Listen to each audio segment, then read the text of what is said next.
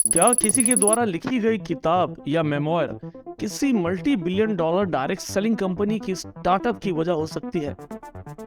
आइए जानते हैं ऐसे ही एक दिलचस्प कहानी की जिसने आज डायरेक्टली या indirectly as a direct seller आपके और मेरे वजूद को शेप किया है। हम जिस किताब के बारे में बात कर रहे हैं उसको लिखने वाली है मैडम मैरी के ऐश। साल है 1963, जब सिर्फ $5,000 से मैडम मैरी के ने मैरी के कॉस्मेटिक्स की स्थापना की, जिसकी आज की वैल्यूएशन है $3.5 बिलियन। जिस कंपनी के बारे में हम बात कर रहे हैं, जिस कंपनी की उत्पत्ति के बारे में बात कर रहे हैं, उस कंपनी का नाम है, जी हाँ दोस्तों, मैरी के कॉस्मेटिक्स। आज इस वीडियो से हम जानेंगे कि कैसे इन सारी चीजों की शुरुआत होती है। Like many business pioneers, madam Marie के की एंटरप्रेन्योरल जर्नी भी बाई चांस एक्सीडेंटली शुरू होती है, जब एक डोर टू डोर इंसाइक्लोपीडिया बेचने वाली महिला ने मैरी के साथ एक सौदा किया कि अगर मैरी 10 एनसाइक्लोपीडिया के सेट बेच सकती है तो वो महिला उसे एक सेट मुफ्त में देगी। मैरी डील के लिए तैयार हो गई और 2 दिन से कम समय में उन्होंने 10 सेट बेच दिए। ये काफी रिमार्केबल परफॉर्मेंस था, क्योंकि 10 सेट तो उस कंपनी के सबसे अच्छे सेल्स पर्सन की 3 महीने की टारगेट होती थी। इस सक्सेस के बाद मैरी को उनके सेल्स ड्राइव की पोटेंशियल का पता लगा और इसीलिए उन्होंने एनसाइक्लोपीडिया बेचना पार्ट टाइम जारी रखा और जल्द ही उससे अपनी रेगुलर इनकम जनरेट कर अपनी फैमिली को सपोर्ट करना शुरू किया। बट इससे उन्हें बहुत ज्यादा बैकलैश भी मिलने लगी, क्योंकि उनके कस्टमर्स बहुत ज्यादा डिससैटिस्फाइड थे कि मैरी ने उन्हें जबरदस्ती ऐसी प्रोडक्ट बेची है जिनका उन्हें कोई जरूरत था ही नहीं। अपने कस्टमर्स की डिससैटिस्फैक्शन को समझते हुए उन्होंने और बेहतर और उपयोगी प्रोडक्ट्स को ढूंढना शुरू किया और उनकी तलाश उन्हें स्टैनली होम प्रोडक्ट्स तक लेके आई, जो उन दिनों household and home care products sell करती थी डायरेक्ट सेलिंग फॉर्मेट में। ये थी उनकी पहली शुरुआत डायरेक्ट सेलिंग इंडस्ट्री में। कंपनी शुरुआत करने के कुछ ही दिनों में उन्हें एक सक्सेस सेमिनार अटेंड करने का मौका मिला, जहां पर उन्होंने देखा कि कंपनी अपने सबसे सक्सेसफुल सेल्स वुमन को क्वीन ऑफ सेल्स की हाईएस्ट अवार्ड देती है, और वो भी हर साल। उन्होंने क्राउन क्वीन ऑफ सेल्स की पोजीशनिंग और रुतबा को देखा और मन ही मन अपने आप से वादा किया कि अगले साल इस खिताब को उन्हें ही जीतना है। दोस्तों, किसी ने क्या खूब कहा है कि सपने वो नहीं जो बंद आंखों से देखी जाती है, बल्कि सपने वो होते हैं जो खुली आंखों से देखा जाए। उन्होंने अगले 1 साल अपने सेल्समैनशिप और लीडरशिप क्वालिटी को और ज्यादा निखारा और वो करके दिखाया जो आज तक किसी ने नहीं किया था, यानी कि क्वीन ऑफ सेल्स सिर्फ 1 साल में। दोस्तों, जिस समय की हम बात कर रहे हैं वो पूरी तरह से पुरुष प्रधान यानी कि मेल डोमिनेंट सोसाइटी का वक्त था। मैरी ने ये नोटिस करना शुरू किया कि उनकी कंपनी में जहां उन्होंने इतना सेल्स और टर्नओवर दिया, उनसे कई गुना कम टैलेंटेड, कम नॉलेजेबल और उनसे भी कम परफॉर्मिंग मेल सेल्स पर्सन हमेशा उनको डोमिनेट करते थे और हमेशा उन मेल सेल्स पर्सन को ही पहले कंपनी प्रमोशन दे रही थी। इस चीज से फाइट करते करते वो बहुत ज्यादा निराश होने लगी और अंततः 1952 में स्टैनली होम प्रोडक्ट्स को उन्होंने छोड़ने का निर्णय लिया और ज्वाइन किया वर्ल्ड गिफ्ट कंपनी। 10 साल के अंदर ही उन्होंने वर्ल्ड गिफ्ट कंपनी की डिस्ट्रीब्यूशन को 43 राज्यों तक पहुंचाया और उस कंपनी के बोर्ड ऑफ डायरेक्टर्स में अपना स्थान बनाया।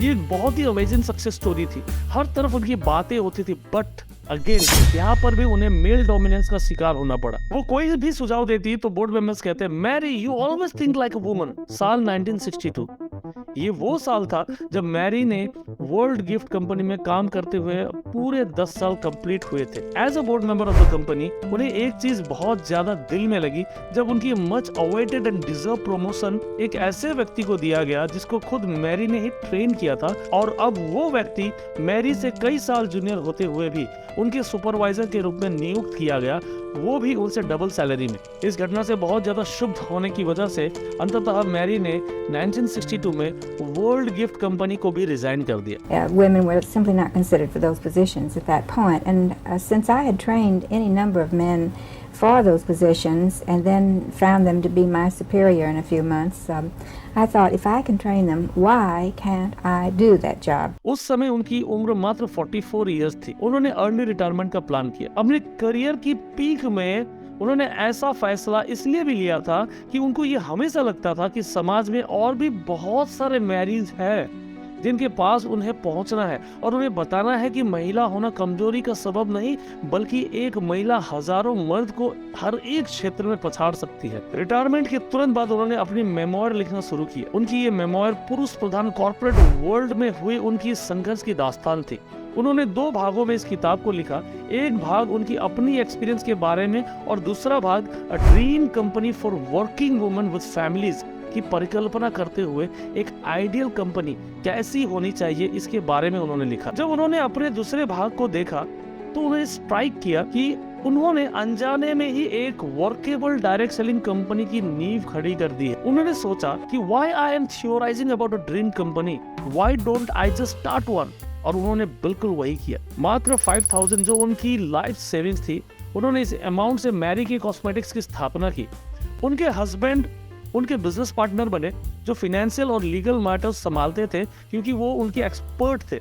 उन्होंने 9 लेडी सेल्स फोर्स को रिक्रूट किया और उनकी ट्रेनिंग शुरू कर दी। और अमेरिका के टेक्सास डैलस में मात्र 500 स्क्वायर फीट की छोटी सी दुकान से उन्होंने इस जर्नी को स्टार्ट करने का फैसला लिया। लेकिन दोस्तों, किस्मत को तो कुछ और ही मंजूर था।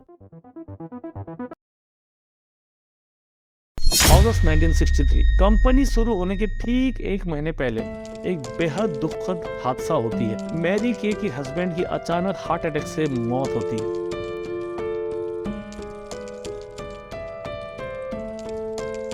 उनके पति के दुखद मृत्यु के बाद उनके वकीलों ने उन्हें सलाह दी कि अब उन्हें कंपनी शुरू करने की अपनी परिकल्पना को त्यागना चाहिए, क्योंकि उनके पति ही फाइनेंशियल और एडमिनिस्ट्रेशन संभालते थे और मैरी को इन सब चीजों की समझ या एक्सपर्टीज नहीं थी। परंतु जैसे कि हर एक ग्रेट एंटरप्रेन्योर्स की एक पॉजिटिव ट्रेट होती है, उसी ट्रेट को फॉलो करते हुए मैरी ने अपने वकीलों की सलाह को नकार दिया और अपने पति के मृत्यु के ठीक 1 महीने बाद सितंबर 13, 1963 में मैरी ने इस कंपनी के दरवाजे कॉमन लोगों के लिए खोल दिए। जहाँ दोस्तों सितंबर 13 यानी कि फ्राइडे 13 अमेरिका में इसे बहुत अनलकी दिन माना जाता है, फ्राइडे 13। लेकिन मैरी कहते हैं कि आज उन्होंने ये साबित कर दिया कि कोई भी ऐसी लकी या अनलकी चीज नहीं होती है और कंपनी की एक बहुत बड़ी लकी नंबर है, लकी चार्म है। अमेरिका में लोग 13th फ्लोर तक अपने बिल्डिंग्स नहीं बनाते हैं, या तो 14th बनाते हैं या 15th बनाते हैं, लेकिन उनकी ऑफिस की बिल्डिंग 13th फ्लोर तक है। Richard and I, my son and I, began the company on Friday the 13th, 1963. And that's been a lucky number for you ever since. Yes, we consider 13 to be our lucky number now. We're getting ready to build a new corporate office, and it's going to have 13 stories, and we'll be on the 13th floor. उनके पति की जगह ली उनके 20 साल के बेटे Richard Rogers ने। Company के पहले दिन से ही मैरी ने हाई प्रेशराइज सेल्स पिच की जगह उन्होंने अपने सेल्स लेडीज को इंस्ट्रक्शन दिया कि वो घर घर जाके लोगों को free facial and beauty solutions दे और लोगों को उस फ्री सेशन के दौरान अपने प्रोडक्ट्स की जानकारी बताए। उनकी इस स्ट्रैटेजी से उन्हें जबरदस्त सक्सेस मिलनी शुरू हुई और पहले ही महीने उनकी सेल्स $34,000 तक पहुंच गई। जी हाँ दोस्तों, right strategy and right products की कॉम्बिनेशंस ने उन्हें उनकी $5,000 की इन्वेस्टमेंट को पहले ही महीने इतना बड़ा रिजल्ट दिया। उनकी सेल्स उस साल के अंत तक $1,98,000 तक पहुंची और आगे साल की सेल्स क्वाड्रुपल्ड यानी पहले साल से 4 गुना ज्यादा $8,00,000 तक पहुंच गई। उनको ये महसूस था कि जैसे जैसे सेल्स बढ़ेगी तो कॉम्पिटिटर्स की तरफ से बहुत सारे हमले होंगे, तो उन्होंने अपने लाइफस्टाइल को बहुत ही ज़्यादा सिंपल रखा और अपने लेडी डिस्ट्रीब्यूटर्स को ज़्यादा से ज़्यादा इंसेंटिवाइज करना शुरू कर दिया। वो अपने लेडी डिस्ट्रीब्यूटर्स को अपनी बेटी कहती थी और हमेशा वो उनके साथ नज़दीकियाँ बनाए रखती थी। वो हमेशा कहती थी, ये कंपनी मैंने सिर्फ और सिर्फ तुम्हारे लिए ही बनाई है। At Mary Kay you are in business for yourself but not by yourself. God didn't have time to make a nobody. As a result, you can have or be anything you want. उन्होंने अपने top beauty consultants को बेहद कीमती rewards देना शुरू कर दिया, जैसे diamonds jewellery, five-star vacation end of course the pink Cadillac. जब भी आप मैरी की कॉस्मेटिक्स की बात करते हैं तो पहला चीज जो लोगों के जहन में आती है वो है मैरी के पिंक कैडिलैक करियर कार्स। ये उस समय की सबसे महंगी कार हुआ करती थी और इसमें सिर्फ बिलियनर्स चढ़ा करते थे। पिंक कैडिलैक कंपनी की बेहद ही पावरफुल और कंपनी की मार्केटिंग स्ट्रैटेजी की बैकबोन है। आज ये पिंक कैडिलैक्स कंपनी के नेशनल सिंबल की रुतबा रखती है। इस पिंक कैडिलैक स्ट्रैटेजी को मैरी एस ने 1969 में शुरुआत की थी और आज तक लगभग 9,000 ब्यूटी कंसल्टेंट्स को पिंक कैडिलैक मिल चुकी है। पिंक कैडिलैक के अलावा और भी मैरी के करियर कार्स जैसे white GMC Jimmy's, pink grand prix and red guard arms मौजूद है और 140 मिलियन डॉलर्स की वैल्यूएशन के साथ द मैरी के fleet is the largest commercial fleet of general Motors passengers cars in the world.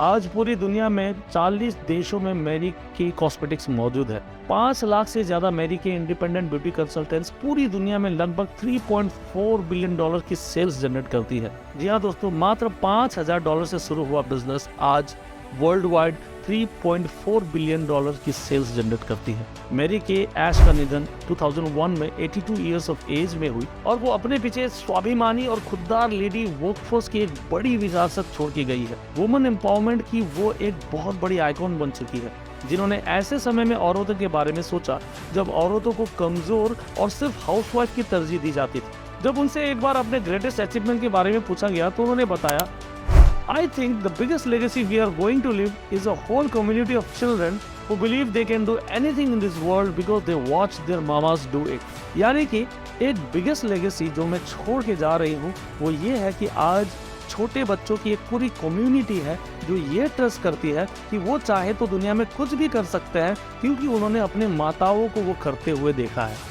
Just powerful. आज उनके बेटे रॉजर रिचर्ड्स इस महान कंपनी की चेयरमैन है। हमें as a direct seller Mary Kay Ash की स्टोरी से बहुत ज्यादा सीख लेनी चाहिए।